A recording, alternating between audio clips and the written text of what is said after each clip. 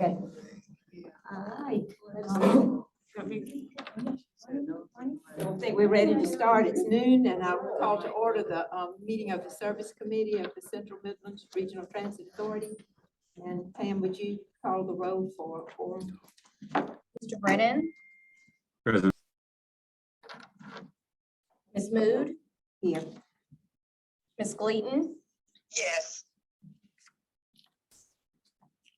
Mr. Burgess, Ms. Herbert, Ms. Teresa,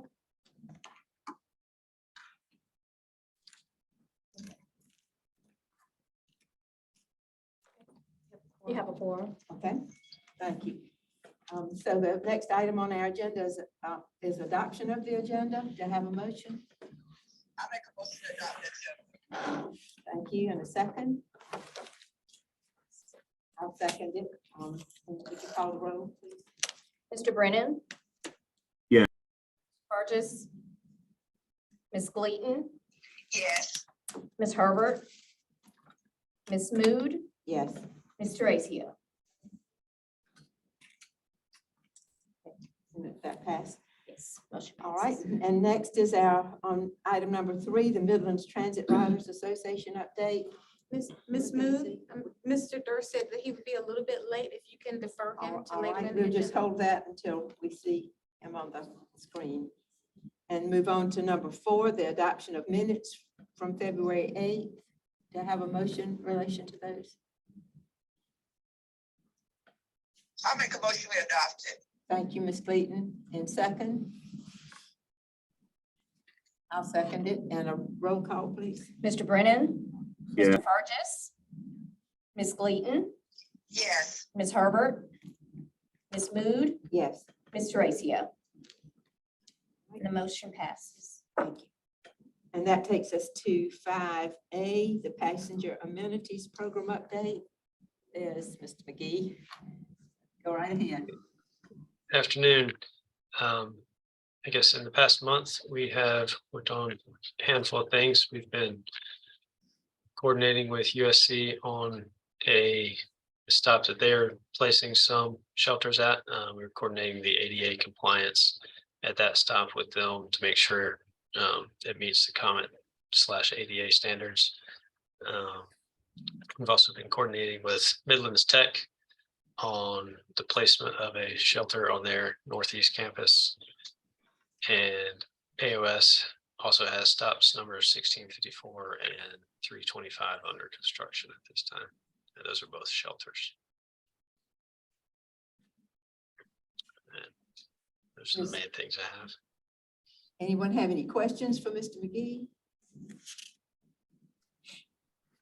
So I'm looking through your written report, and of course, one thing that stands out is when we have one that's crossed through, and that's on the benches that are stopped on Main Street where the property owner wasn't willing to have a bench on the property, and that just stops the process. Is that the way that works?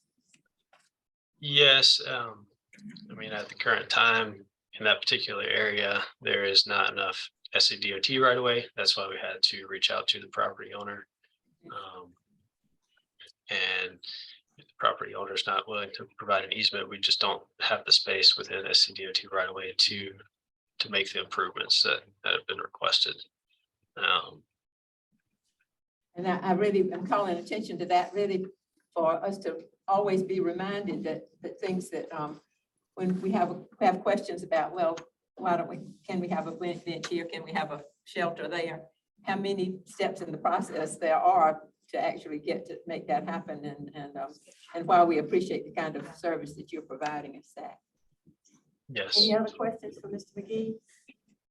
Thank you, then we'll accept that as information and move on to the Lucius and River Super Stop updates. Excuse me, Madam Chair. Yes. Mr. Walter, I just realized you're there on the screen. So we'll pause a moment and go back up to item 3 for the Midlands Transit Riders Association update. Mr. Durst. It's me. I was late getting here. There were only 2 lines in Walmart open out. Um, Can't help him with that, can we? no. Okay, so, Mr. McGee was just talking about the shelters.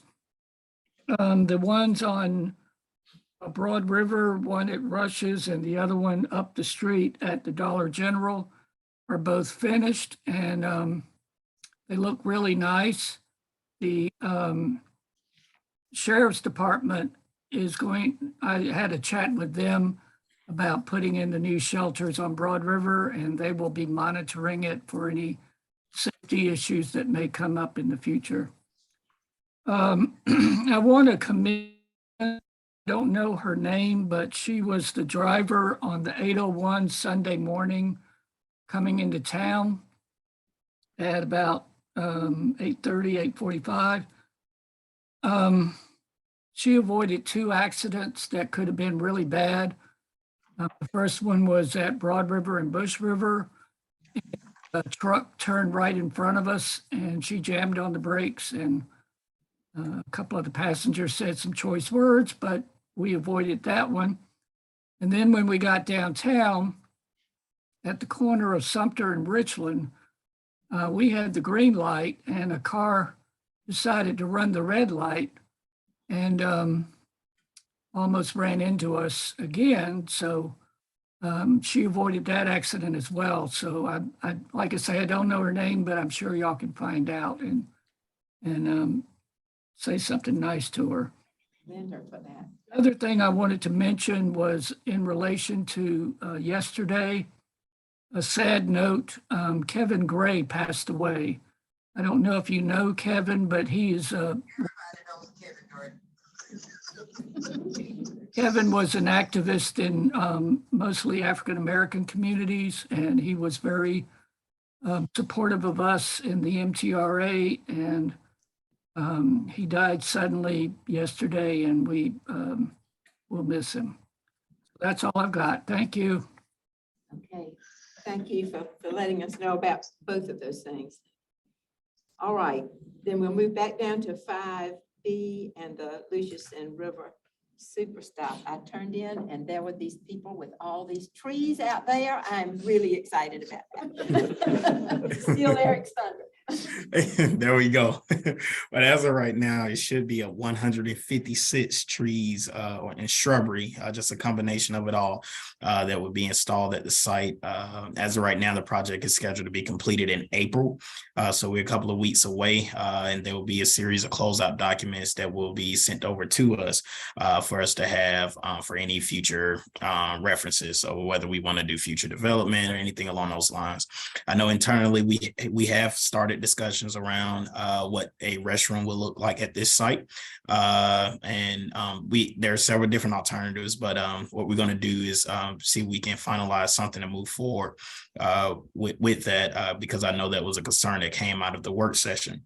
And beyond that, we have been in communication with Santee Watery about the various routes that we discussed in recent times, and just trying to figure out better coordination efforts to make sure there are no service gaps. And one of the biggest things I know that came out of the work session that we've been talking about on and on is working with RATP Dev to figure out the number of buses that we have available and what would a most optimal date be for a service change to implement services at Lucius and River. And the conclusion of that discussion is very similar to what we discussed in our last meeting, but we did agree and come to terms with September as that date. So as of right now, the next phase in the project is for us to start looking at phase 1 and getting stuff into the scheduling system. And so just maybe getting deep in the weeds here, but I know that we've been working with multiple different software. So dating all the way back from Mike Hubble and the on-time performance. Some of the takeaways there was we have a lot of softwares that don't necessarily speak very well to one another. So we want to use this opportunity that we, since we have a little bit more time to make sure that we can implement this in the right way. We don't have as many errors when we're doing going through the service change.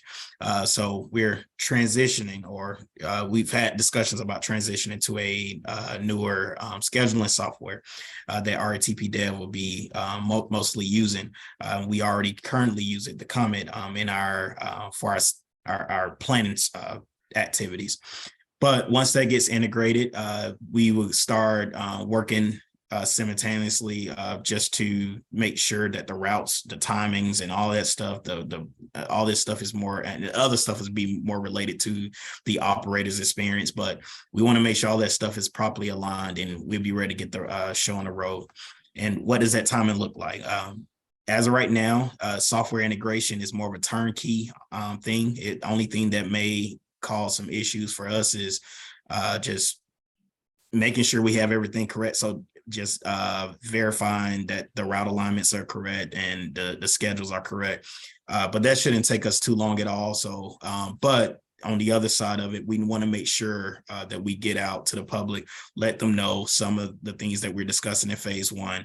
And we want to go ahead and plan for that. So the next steps that we would need is just that approval for that. In our last meeting, it was shared with us that before we can't receive approval from the service committee to move forward with these plans until we have settled in on a date for the service change and verified that we have the appropriate fleet to be able to support any said changes. As of right now, it should be operator neutral, and then further should be bus neutral. So we should be using the same amount of buses and the same amount of operators to implement the service, but to give us that breathing room, we will push for September to make sure we have all our ducks in a row and the software is in place to minimize any mistakes. Okay, so I know that what part of what had to be coordinated too was the work that RapDev, Mr. Cooksey has to do, and Jackie working out the steps that with the drivers and all of those things that you all do that I don't know all the details to be sure that what we ask the board to approve to go out for public notice is a workable set of changes. So where are you with that? Yeah, and that's part of what Eric was So he- talking about. It's all inclusive. all inclusive in what you've already told us. Yes, Okay. those conversations. So as far as both of you are concerned, it's, we are on safe ground to ask at the, to recommend to the board that they approve those route changes in phase one for implementation in September. Yes, I mean, I say We ready yes. for that?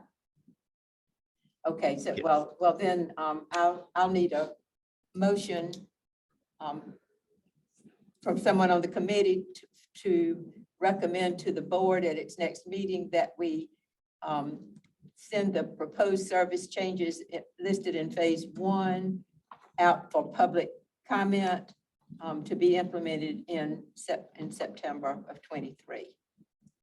Is somebody willing to make that motion? I'll make it, Ms. Move. Thank you, Ms. Gleaton. And a second? I'll make a motion that they do that. All right, thank you. Is that, do I have a second? Is that, Second. that was Mr. Brennan, good. All right, so let's take a vote, take a roll call. Mr. Brennan? Yeah. Mr. Burgess? Ms. Gleaton? Yes. Ms. Herbert? Ms. Mood? Yes. Ms. Teresa? That And the passed. motion carries. Thank you. Okay. Anything else from you, Eric? No, none of, well, I want to just mention this too. We will be engaging the Earlwood neighborhood again. They've been pretty active throughout this process. But we also, we're going to engage the city as well, just kind of let them know, hey, this is what the results of the plan would be, and just let them know our schedule for implementation as well. Okay, all right. And then. Madam Chairwoman, I've got a question. It's probably a ways off, obviously, but can we start working with the new economic development announcement, Scout Motors, about possibly align a route to their new facility in Blythewood? They will be breaking ground at the end of this month. So it is a project that is moving forward. So obviously, a workforce transportation component would probably be needed now as well. That's a real good point. I thought about that when I saw that announcement.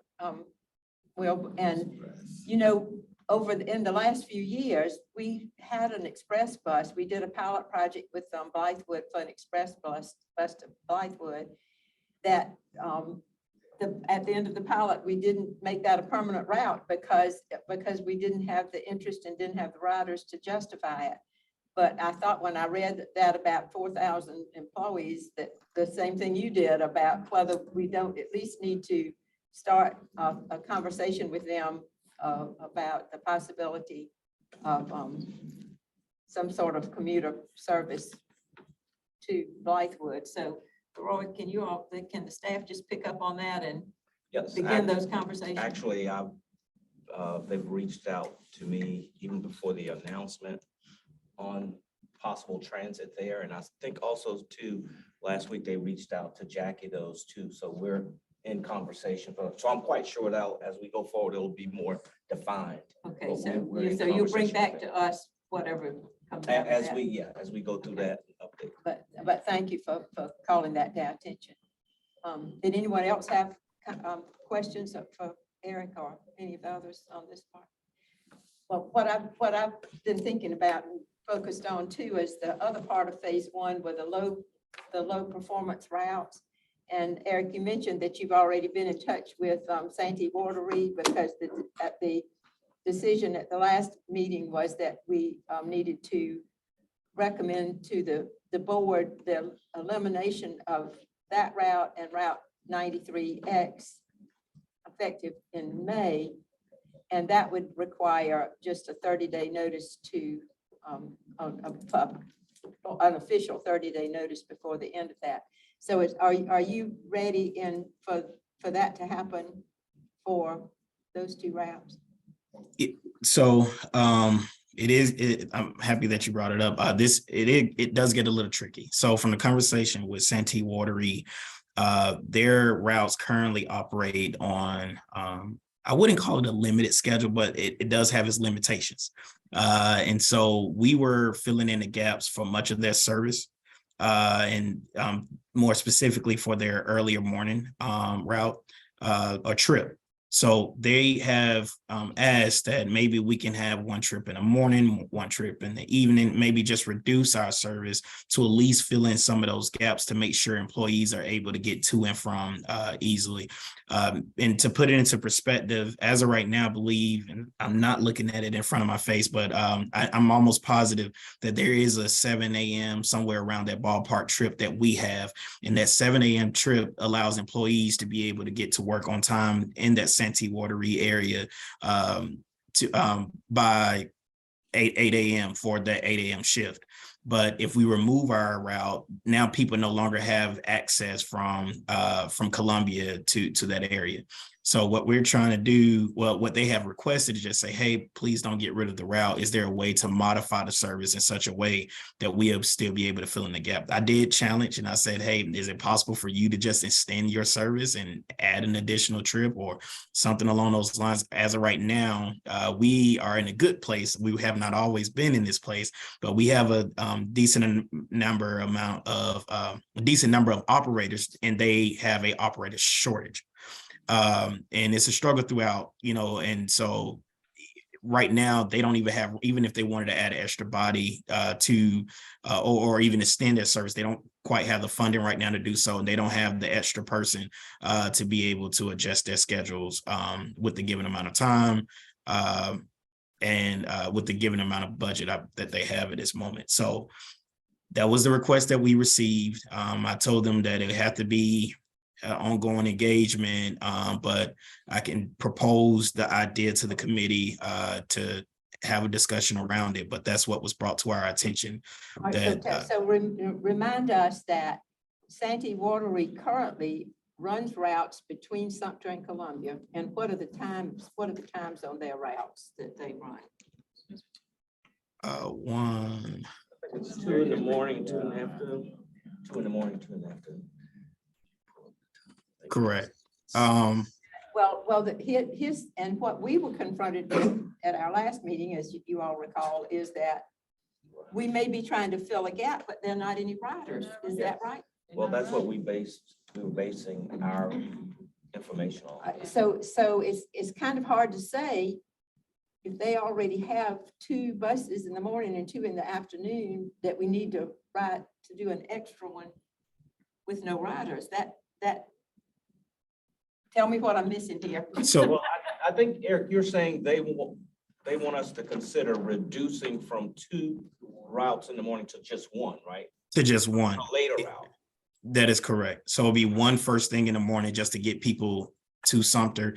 And then Well, that's why it's important what their timing is, because if they have 2 routes, to run 1 earlier seems like would be an easier solution than for us to run an extra one when we haven't had any indication that there were riders who wanted to take that bus. They're not utilizing the service we already have, Eric. So. Right. That's what ridership is saying.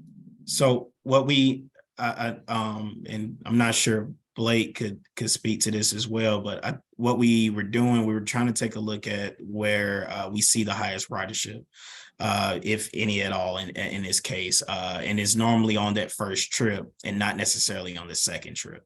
And so if we did provide the service for that first trip, that would just kind of fill in that gap to, hey, this is the most effective time to run the route, and we would just stick to that.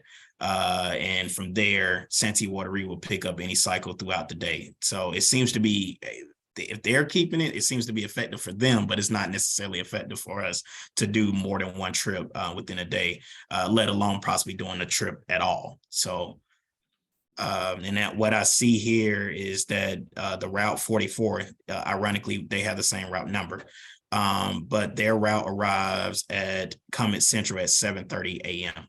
So that gets people to work, for that 8 o'clock shift, that for the typical work day. So that's what their route currently provides now. The difference is we will provide the service to get people from Columbia to Sumter around the same time if we were to maintain that first trip. All right, so if their first route arrives in Columbia at 7:30, then it turns around and goes back, but that would get people back there at 8:30 rather than 8 o'clock. Is that what we're saying? That is correct. And so they're asking us to, well. At 9:25 is what. To help them, to tell them how to run their routes, but if that's an issue for their riders, if they just started that first route 30 minutes earlier, they would get people back to Sumter by 8 o'clock, wouldn't they? Right. And as of right now, it's saying that they would arrive at 9:25. So their route starts at 6 a.m. 7:30, but they would get back to Sumter at 9:35. Yeah, according to what I have, yes. They leave the intermodal facility at 6 a.m. They arrive at Laurel and Sumter at 7:30 a.m. and they arrive back at the intermodal center at 9:25 a.m. I think, don't they go through Eastover and Hopkins and all those places too, Eric? They do. So that's why it takes. All right, so that's another part of the question would be, I mean, we haven't been monitoring ridership on their routes, but the question would be, are they picking up Richland County folks in their bus to get them here to Columbia? Right. Sounds like they need to modify their route. Eric, they didn't say anything about their ridership though? They did not. They did not. We more so spoke about the service hours and the times. And they did say they were going to work on pulling that information, and we agreed to do the same. All right, so I'm trying to make sure that we make a timely decision here, because when we talked about our low performing routes, we said we wouldn't discontinue those until May to make it a part of the regular changes in routes. So here we are in March, And if we make a decision at our, if we make a final decision on this at our April meeting, get that approved by the board at the April meeting, will that still be in time for us to do the 30-day notice for May? No. No. It would have to be. It would have to be today. It would have to go from the committee today to the board. and, This month in yes. order to do that. Yes. I don't want to be the only one talking here. Hear what about the rest of you guys. Will, Ms. Gleason, what are you thinking? If I, I don't believe in rushing into stuff. I believe in making sure we're thoroughly doing and making the right decision before we vote on it. That's just my personal opinion, because we don't want to knock anybody out, because a lot of people, they depend on that transportation. So All right, that's, all right, so, that's what I have to say. okay.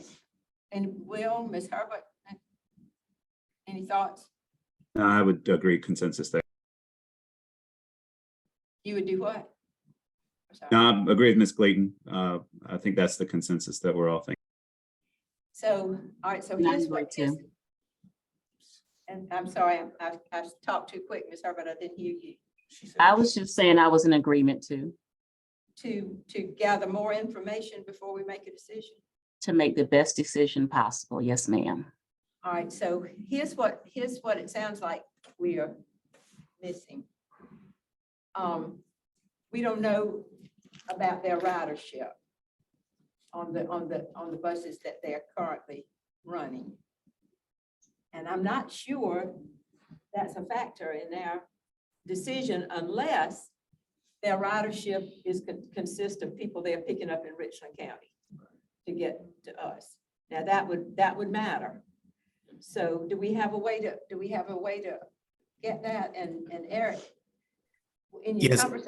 conversations with them, we're Just- in a little bit of a time crunch. Yeah, and well, just be that specific, I think, Eric. You tell them what we exactly need to make a very informed decision. That's the type of information we need, the committee needs to make a decision. And see what response that we get back, because I think that's what the committee is saying. They need additional information, additional data, so they can make a very informed decision.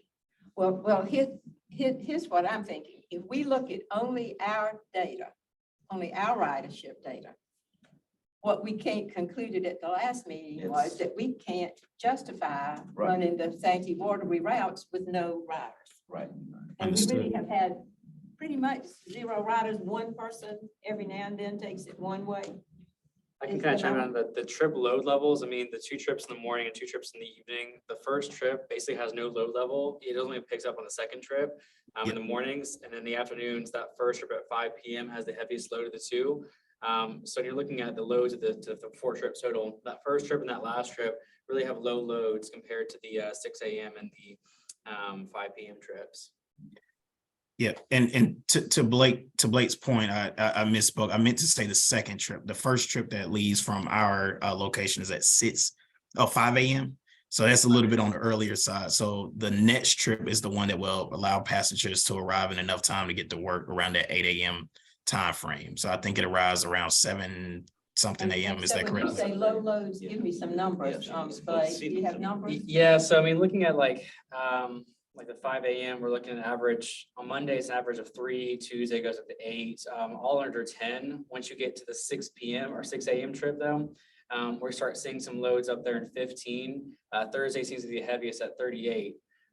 So it looks like it kind of depends on the day of the week, but that 6 a.m. trip seems to have about double the ridership as the 5 a.m. trip. Going to the evenings, about the same thing. That 5 o'clock trip, we're seeing passenger loads around 20 on average. Once you go to the next trip after, halves down to about 8 or 9. Yeah. Okay, and really for our express buses, our standard is 10 per trip. So that's, I mean, we're not talking about no riders then. We're talking about enough to justify one trip. That is correct. All right. All right. And the reality is if we're talking about a trip that starts in Columbia, we are carrying Richland County people because they that's where they're starting their trip. So here's what I'm thinking. The rest of you chime in, that it seems a reasonable action for us to take is to take to the board is a recommendation that we eliminate the early run, morning run to the Santee Watery and the The afternoon one, but last evening, yeah. the later one. So that first trip and then the last trip are the lowest bearings. Okay, so let's just be specific, the 5 a.m. trip in the morning and the 5 p.m. trip. in the- 6:15. 6:15, 5 a.m. trip in the morning and the 6:15 trip in the afternoon. That we would recommend to the board that as of May, that we would give public notice that those trips would end in May. Is that right? That is correct. Does that sound reasonable to the rest of the committee? Yes, that sounds good to me. Thanks. Yes, I agree. Okay, so could I have a motion that we take that recommendation to the board? I make a motion that we take that recommendation to the board. All right. Second. And a second. Any other discussion? Then all in favor, let's take a roll call. Mr. Brennan? Yes. Mr. Burgess? Ms. Gleason? Yes, Ms. Herbert? Yes. Ms. Mood? Yes. Ms. Tracio? And the motion carries. Okay.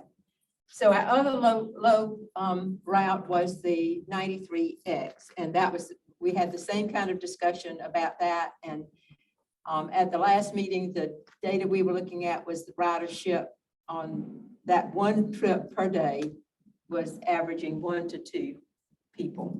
Is that still accurate? Blaine?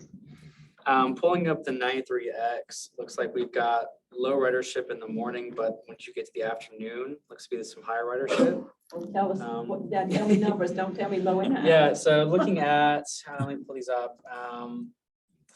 Morning trip, about 8, 9, max 11. Afternoon, pulling up the last 3 months here. We've got 22, 7, then the 12. This is the last 3 months though for 93X. Now, but is that like for a month? Last 3 months, yeah, from January 1st. What you want to know, to is this now. daily totals or? I Weekly or want to know monthly? if Yeah, we're she needs to know. meeting, I how can- close we are to meeting a standard of 10 per trip. Per trip, yeah, so she needs- So per trip is what we look, you know. Yeah, let me pull that up real quick.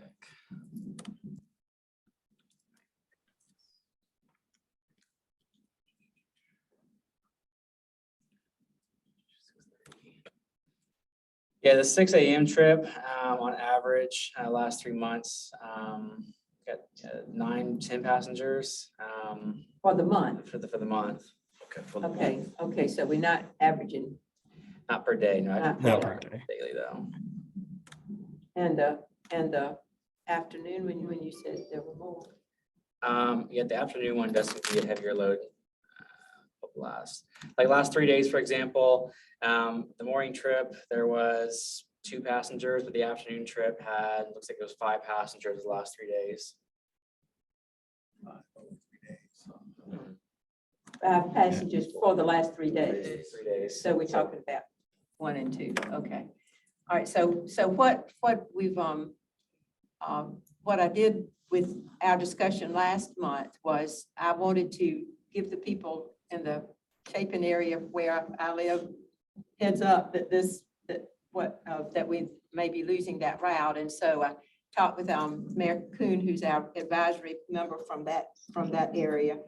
And we met yesterday with some representatives from the business community, because when he and I went and spoke to the folks at the Chamber of Commerce, the people at the chamber, the director and the chairman of the board recognized the potential benefit of having public transit, because they have a number of businesses in the area that are new opening.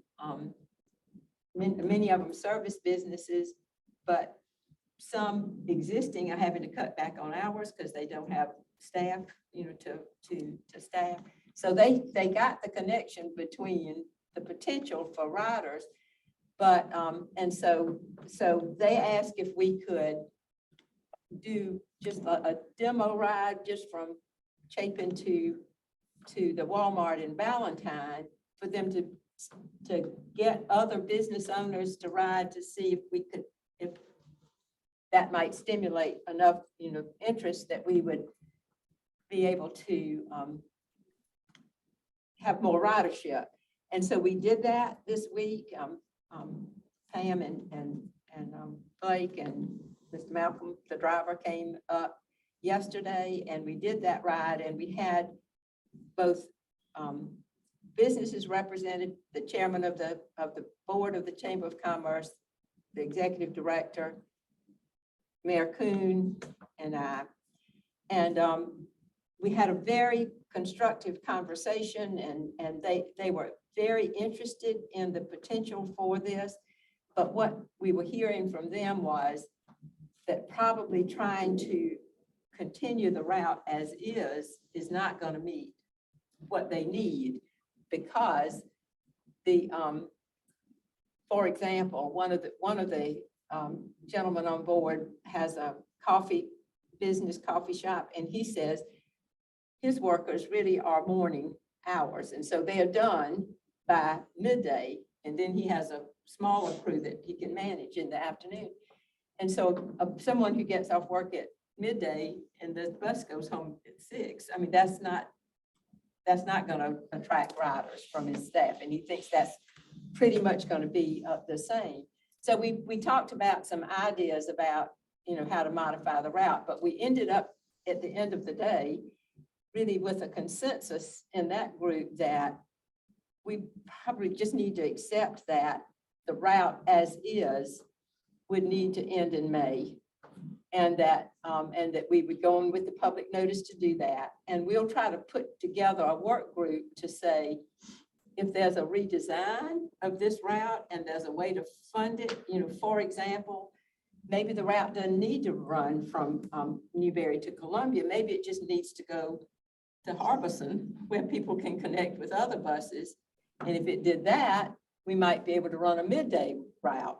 So take the money that it would take to go on from Harbison, to Columbia, and apply that to a midday route. And that, so there were ideas, but what we recognized is we don't have a time frame now to work all of those out and see if they would work and build ridership. So we ended the day with the agreement that they are very willing to work with us, both in helping us to look at whether we can design a route that would meet the needs of the businesses and include some other people in that work group, and then come back if we can come up with a proposal, but that includes how would we fund that. And they can help us with how it would meet the needs of businesses, and they would help us promote ridership. But all of that is a longer time than the month that we have to get this done.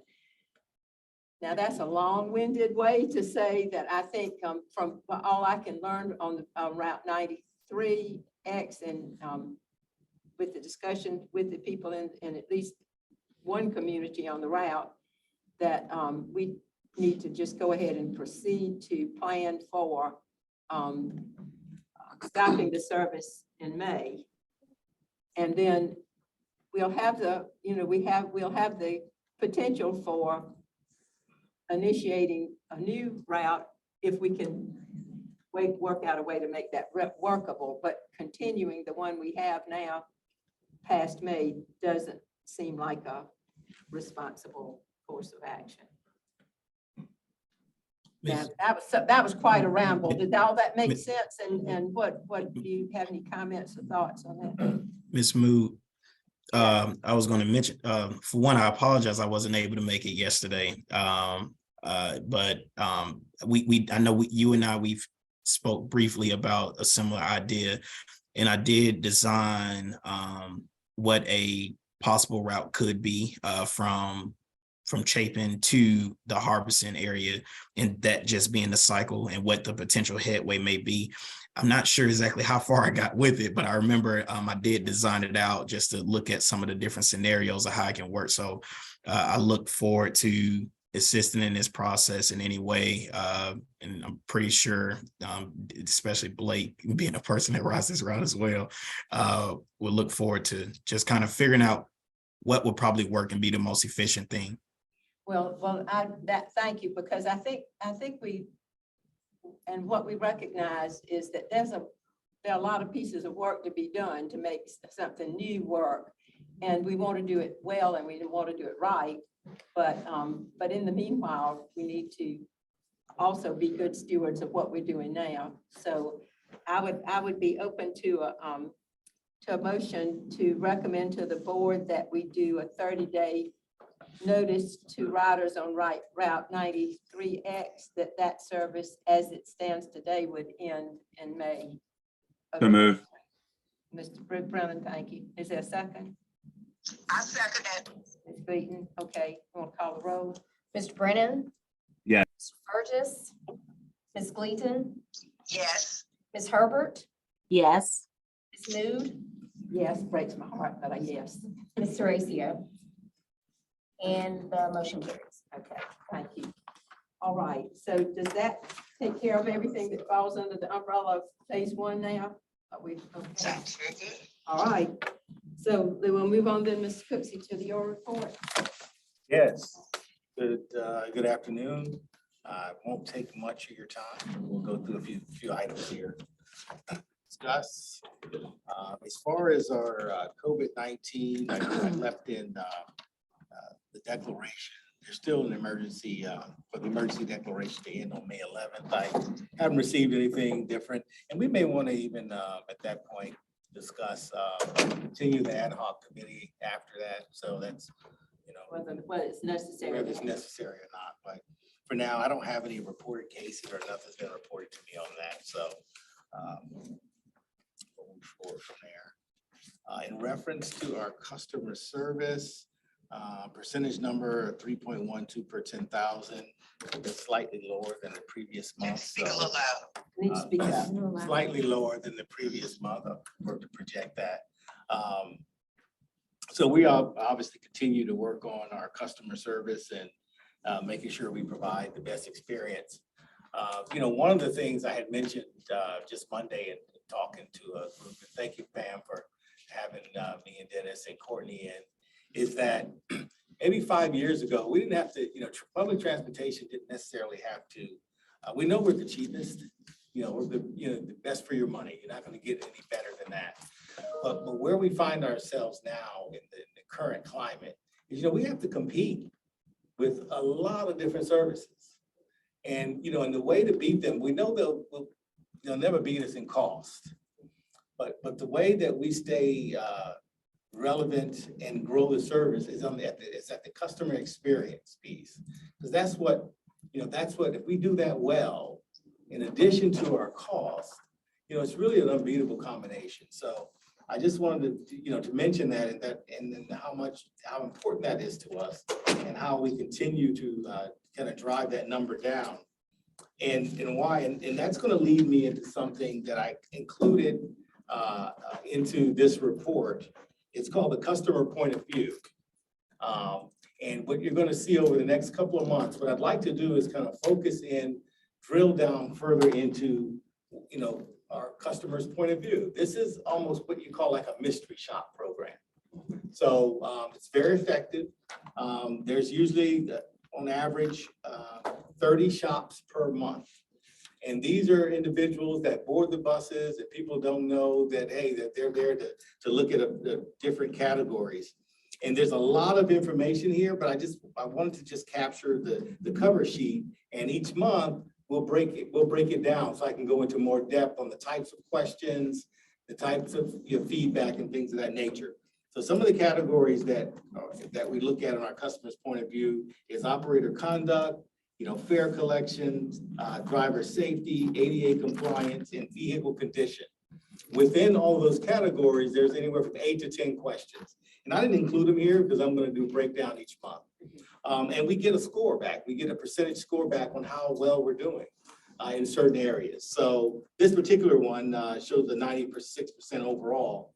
But our goal is to strive to be 100% every day. And you'll see, if you notice at the bottom of that, it has 63% for vehicle condition. What's included in that vehicle condition is if, say, for example, we don't have schedules.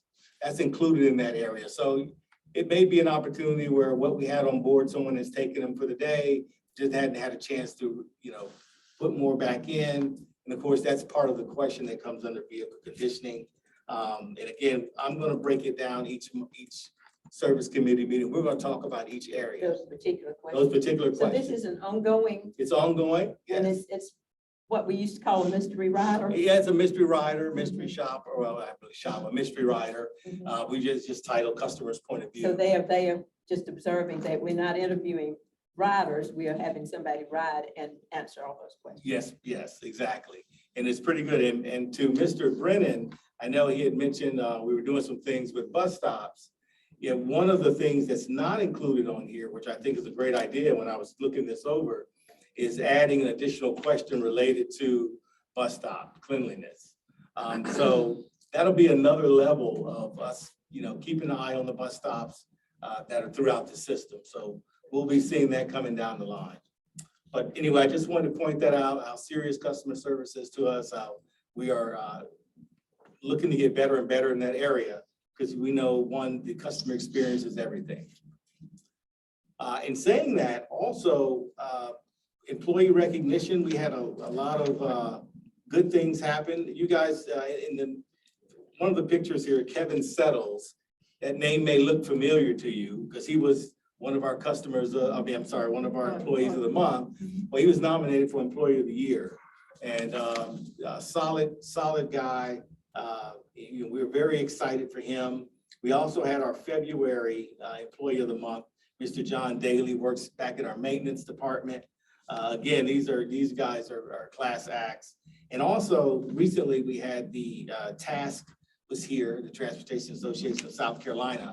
And we did nominate Mr. James Wheeler. Now, he didn't win the nomination for Operator of the Year for that, but we did nominate him because just, his careless or carefree spirit. He's always wanting to help and do extra, and another solid guy.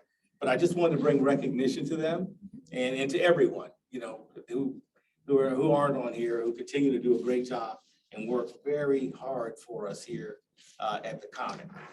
And so, Mr. Cooksey, were there, I might be rushing ahead of you, No, but no. were there things that related to the task meeting and the rodeo? Well, they are, I'm going to. You're getting to that, sorry. Well, it's more of a discussion point, but since we're here, let's go ahead and chat about it. In fact, even before I even get into that, it is also International Women's Day today. So, and so RATP Dev, being several divisions throughout the United States and globally, we're very excited to be a part of that. One of the unique things that our division here for RATP Dev that we have downstairs is I have a lot of women leaders, and also our client as well. In fact, I have one with us today, and she'll talk a little bit about safety. But it just shows you in transportation where we're, just in our world, where we're going. The whole campaign is really around equity and inclusion. That was this year's International Women's Day campaign. And actually, 3 of our employees were even highlighted on a video that RATP Dev splashed across the world, as I'm going to say. Just kind of giving them an opportunity to speak about how important that is to them in their careers and so forth. So I wanted to make sure I get that in. Also, the rodeo, man, we were very successful. And I'm going to do more of it on the next month because everything happened and I'd already submitted everything. But I did want to, let you know, we are, as far as our maintenance team, and for those who don't know what a butts rodeo is, it's really a driving and maintenance competition where there's a course that the drivers have to participate in, different driving obstacles. And then our maintenance team really have to work on fixing the number of different defects in the powertrains of the bus and things like that. Really unique. You ought to come and see one if you never have. But I did want to say, we did win. Our maintenance team, very excited. Tim Godwin, Clayton Odom, and Kobe Odom won 3rd place. So we'd like to say congratulations to them. And I will, again, highlight that next month more. Our fixed route operator, we actually won 1st place. Mr. Philip Patterson, he's a previous winner. Probably the best driver in the state, right? So we're very proud that he's here with the Comet. We also won 3rd place in that category, Ms. Tara Lopez. So actually we were super excited. 1st and 3rd is saying a lot. And we also, for our paratransit, our cutaway bus, won 1st place, Mr. Keith Parker. And so right now he can claim to be the king of the road, you know, for this year until it comes around. And so we're excited that we showed so well, you know, during that rodeo. So we're very competitive. So good competitive spirit here. And I'm sure the board, the board will probably hear some of this from you. Yes, I'll talk it through and stuff like that. So, and thank you for all the support from everyone, the Comet and everyone being out there rooting them on. And so we're very excited for them. Thank you. And so to just shift gears back to our maintenance, another strong month. We managed to 100% of our preventive maintenance, which was great. We always seem to do well there. That team takes that pride, you know, very pridefully. Also, we had 6 straight months where we have hit our mean distance between road calls. 6 consecutive months we met that goal. As you recall, Ms. Mood, how we were struggling last summer, and I didn't know, man, this is getting tough. But the team has turned the crew. You know, one of our challenges last year we had was parts and things of that nature, and getting the oils and gaskets and so forth. So we're gearing up and trying to, you know, preempt that what we saw last year, and hopefully we have a little bit better summer this year, as we know we're going into some serious heat that's on its way. Looking at our on-time performance, I do have an update, which I'll update for the board meeting, for the board packet. Our paratransit OTP was at 90.36, which was up 0.30 from last month. So great job for those guys. Our fixed route OTP was what's showing is slightly lower. And you know, we're working with the Comet on looking at how that's calculating. So I may have an update on that for you here in the near future and going forward. And once we kind of iron that out, then we'll see something slightly different there. I kept in the graph that you like, Ms. Mood, because there was no change on it. It says January, but there's still not much movement on in reference to, you know, what the window looks like. So we're still at that window right now. Thank you. As far as our ridership numbers on what we're able to report, we did see an increase from February of 23 versus 22, a 25% increase. So that's good numbers. And we had a lot going on last year in February, as everyone recalls. We were battling, we were up to our eyeballs with dealing with COVID and the ramifications coming out of the winter. We got better weather this year has helped us versus last year. Remember, we had a little ice storm early part of February as well. So we were dealing with a lot of things there. So the great thing is we've seen some improvements based around, you know, versus those different things. Also, if we look at compared to our previous month, 4.38% increase. So that's a good number showing there. And if we look at our overall average daily ridership, the 150,528 is our, that noted here. That's our 3rd highest ridership numbers in the last 14 months. So just to kind of give you an overall picture of what that looks like. I will include, normally you'll see, I've just kept a placeholder in here for the Dart ridership. When I update the packet that goes to the board, I'll have the newer numbers. I didn't have them available at the time that this was sent over, but I did want to just keep something there if someone wanted to look back at December, January, but I'll get an update on that for you. But I wanted to do only just take a few minutes of your time, and I wanted to, or I'd like to introduce to you, and I've been talking about her for like 2 months. She's here. Mary is our new safety and training manager. And I would like for her just to introduce herself and just tell a little bit about what you've been doing, the short version of it, and let's go from there. Good afternoon. My name is Mary Saunders. I've been here since December of last year. I've started my career about 12 years ago in Philadelphia under the SEPTA contract there. I worked for MV, and I came here from Atlanta, Georgia. I worked under MARTA with First Transit. Since I've been here, I said to Lenny, the operators here have good foundation. They do needed some adjustment as far as in the safety culture, because it was not someone here stable.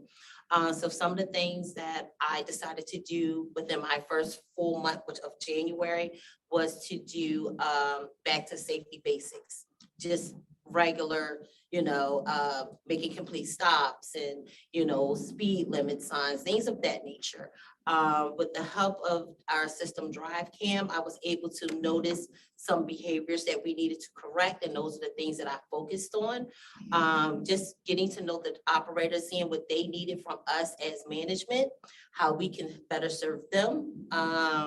So throughout these past 3 months, now that I've been here, we're definitely seeing a lot of turnaround, better culture, safety culture, awareness. We had Able South Carolina here last month where we did our ADA awareness safety meeting. They came in and helped guest speak there, and I was very appreciative of them. They brought a lot of awareness to our passengers and how we can best serve them. Our operators had a lot of questions. So I want to try to, incorporate them with us, multiple times throughout the course of the year, so we could just stay in tune with that. Also just being present for our operators. They deal with a lot out there on the road, dealing with our passengers. So that's what my goal is here, to better serve them so that we can be better for our passengers. Thank you. Well, thank you so much. for Thank that you. report. Nice to have you here. Thank you so very much. All right, thank you, thank you. Thank you, Mayor, I appreciate it. And by the way, we had, a strong month, safety-wise, only one preventable accident for the month.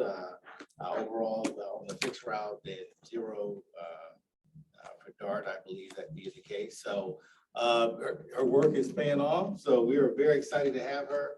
As you know, safety is paramount, right? Safety, service, and schedule.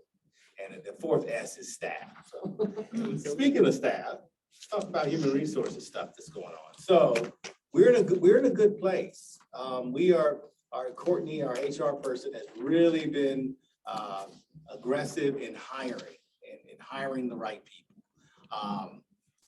People that we're finding that our turnover rate is improving. So as that improves and we get more people to stay, we start to get to the magic number that we're looking for. And, and one of the ways to do that is RATP Dev is very hands-on in reference to when it comes to our headcount and engagement. And how are you engaging your employees? What are you doing? Things of that nature. So what I did was I included just a picture, just kind of a fun picture of one of our activities that we did last month, which was Mardi Gras. And, we had popcorn, we had the beads, the mask, just trying to do little things that are light and fun. By the way, we got ice cream today for those who are here. We're serving ice cream, just kind of appreciate our operators. We got all kinds of things going on this month. So feel free to stop down and get some ice cream. But engagement is critical. So if you can hire But if you're not engaging and people don't feel you're connected in some way positively, they're not gonna stay. And then you find yourself in a hole that many agencies are in, and we're just working not to have to dig out of a hole, because we've been there before. But those who were here before me know the hole you're already in, right? So we're definitely not trying to go there. So could you tell me, when you said the turnover rate's improving, what is Yeah. it now? What Yeah, so is we're. it now and what's your goal? Sure, so we're looking at, what I'm seeing on the data is we're losing about on average of 2 per month, right? And when we started really looking closer at this data, we were around 4.5% or 4 to 5, somewhere in that area. So now it might be slightly higher to 2, maybe like 2.8. But so what we're seeing is just through the work of the engagement, and not just that, and just in making sure that people understand the job, right? Because I think they see, oh, well, that's an easy job, but it entails so much. So I think better explanation of the job, of what the expectation is, has helped us drive that number down. Of course, obviously, we'd love 0, but we know in a realistic world that doesn't happen. People find different jobs, different, they're getting paid, they have family issues, things where they leave, right? So that's what I mean by our turnover is trending in the right direction. And we just want to make sure we keep doing that through engagement activities, and just being transparent on what we do. So as far as our performance indicators, I mean, we had a pretty solid month. I mean, as far as preventables, we met our target. Our customer complaints, we exceeded our target in both of those areas. Our mean distance between road calls, we exceeded our target. Our paratransit OTP hit their target. We missed our target with the fixed route, but we'll be doing some adjustments on that as we kind of look at the final number. But we had a good month overall in January and February. So it's 2 back-to-back months that I'm pleased to report out. Thank you very much. Does anyone have questions for Mr. Cooksey or comment? Okay, well, thank you very much. And now Eric, on the ridership analysis. Yes, and I will yield the floor to Blake. Blake is going to provide the analysis for us. Yeah, so of course, diving into the details, the nitty-gritty of the ridership a little bit more. It's no surprise that, of course, the 100s routes are our top performers, with 801 bringing in the cake at just shy of 19,000 passengers for the month of January. And we've got 801 followed by 5, 7, 1, 4, 301. Looking into our local routes, the highest performing was 61 Shop Road, coming in at just shy of 7,000, as well as 45 Leesburg Hazelwood, as well as our West Campus Route 20 for USC. I do want to bring attention to, as January, we had our service change, which relaunched SodaCab Connector 2, the eastbound connection, as well as the modified Route 1 with some timetables and geometry changes.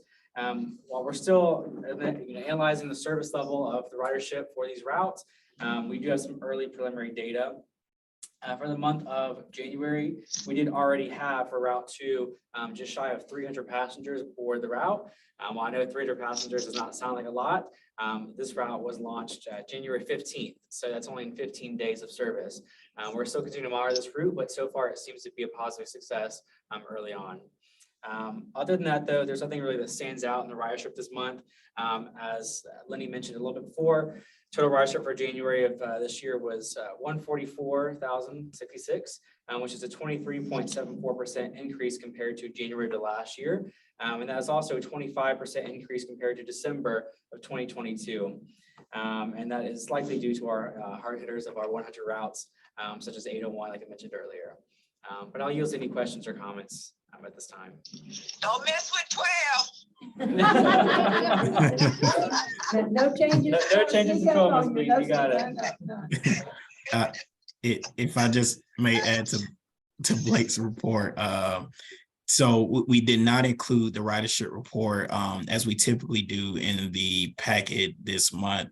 but we'll be sure to add it in the future months. And Blake, he's actively working on different alternatives to display that information going forward. So we're playing around with that as well. So hopefully we can see some modifications there.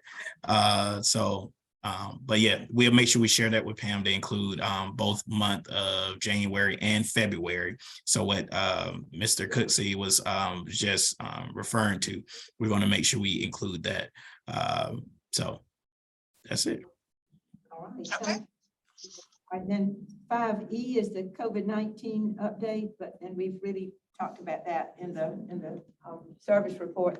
And what I'll intend to do is in the service committee report to the board is to ask them if they're if they see a continued need for us to maintain an ad hoc committee for COVID from this point. But I'll do that just as part of my report. Okay. Now, Mr. Kane, there you are. I was afraid we'd lost you. Mr. Kane asked if he could speak. He's a advisory member to the board. He's from Batesburg, Leesville, and we've been in discussion with him, Eric and I, at some time way back, it feels like now, doesn't it, Mr. Kane, about the service in Batesburg, Leesville, and so he wanted to talk to you a minute today. Go ahead. Well, you're muted. You're muted.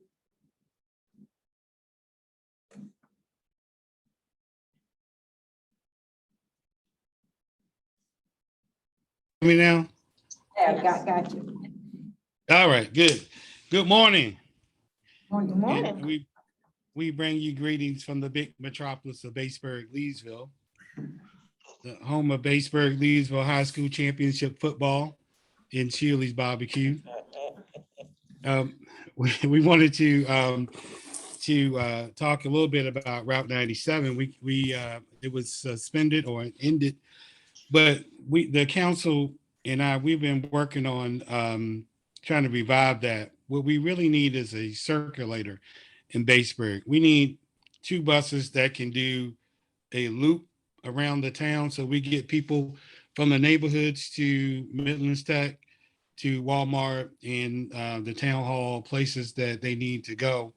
And also maybe a route, one route goes out of the town to the admin building and maybe over to the shopping center where there is the Lowe's and the Publix and Kohl's, or maybe even the Lexington Medical Center. But that was our idea in thinking, and we have identified funding for that route. And we would very much like the board to consider a circulator in Batesburg, Leesville. We're getting a lot of overflow from the town of Lexington as far as growth is concerned. There's several developments, housing developments being constructed as we speak, and infield housing as we speak in Batesburg. So we definitely need to have public transportation there. And again, we've put that financial commitment out there as soon as we know exactly what it would cost. We would, in talking with Teddy Luckadoo, we would like to domicile those buses here in Batesburg. We've identified some space, some town space where we can house and clean and turn around those buses. So right now, I'd just like to get some feedback from this committee to see where the thinking is on it.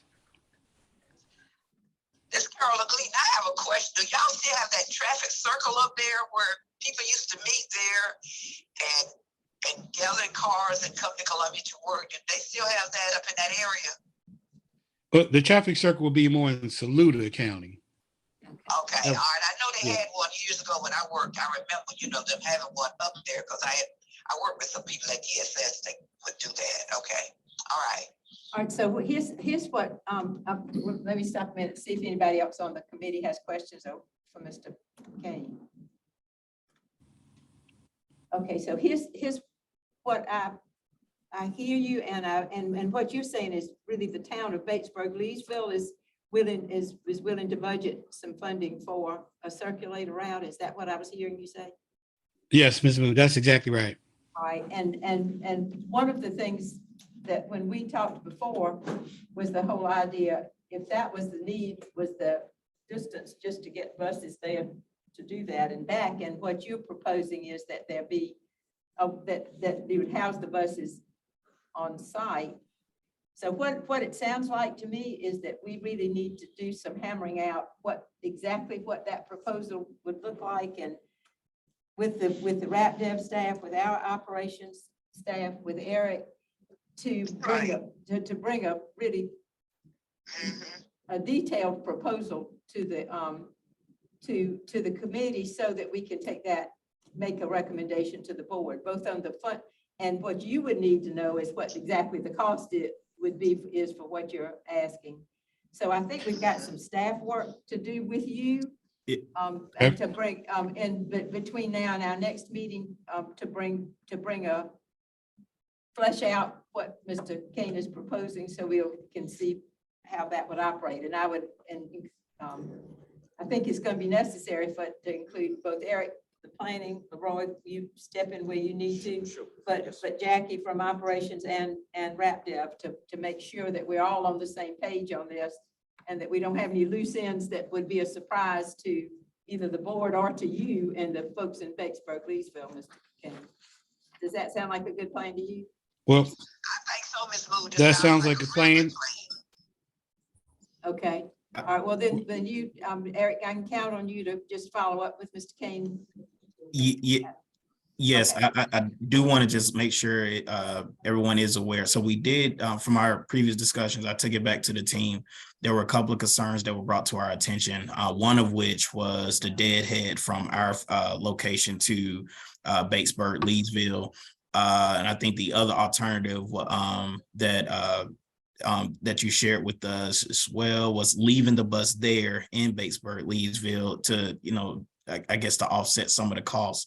And based on those alternatives, obviously there was a series of different reasons why that wouldn't necessarily work. But what we can do, we can, meet up and figure out what that cost for that deadhead would be. And maybe there'd be some openness there. On the other side of that, similar to the issues with Route 44X, Route 93X, and the Lucius Road Super Stop, the big elephant in the room is we have limited buses, and I think Mr. Cussy, he can speak more so to that to that sense. But depending on the timing, even if we were able to reach a consensus of what service would look like by returning to Batesburg, Leesville, we just have to make sure that we have the buses there to be able to support the service. Eric, how much does a bus cost? Say that one more time. How much does a bus cost? Yeah. Good size bus. Like a 16 passenger, that the small Yeah, one. A standard bus, I don't know. A Well, standard electric bus. oh, man. There we go. Here's- I like the innovation. Here's what I'm thinking is that there will be a lot of questions like that, and that's why I really want the staff to sit down and hammer out all of these questions, and so that you have, we aren't trying to do this just off the cuff here in the committee meeting, because certainly the committee's not prepared to do that. And I think what we need is the staff work in between. And so if y'all will follow up on that, then we'll know what we're dealing with, Mr. Kane. All right, sounds good. Thank you for bringing this to us. And what I will do, I'll make sure that we tackle it from multiple angles, including what it would Exactly, cost. all of those questions, and as he raises alternatives, I want you all to be able to work through what will work and what won't and why. And so that sounds good. Okay. Thank you so much. All right, so Eric, y'all want to come down to Batesburg and we can hammer some of this out over some Shealy's barbecue. Now that's an incentive. I'm not trying to bribe y'all or anything. All right. Well, I'm gonna turn that over to the staff. Thank you so much. All will be there. Yeah, we will. Come on down. It's Y'all just got a all lot more welcome. interesting. Okay. Y'all all welcome. All We right, can well, show if you the that's- route and everything. There we All right, go. So I'll count on that follow-up, and then that'll take us to item 6, which is adjournment. Do I have an emotion? I make a motion, we adjourn. And is there a second? I'll second that, and we'll just, if there's no objection, we'll consider that by acclamation. Thank you so much.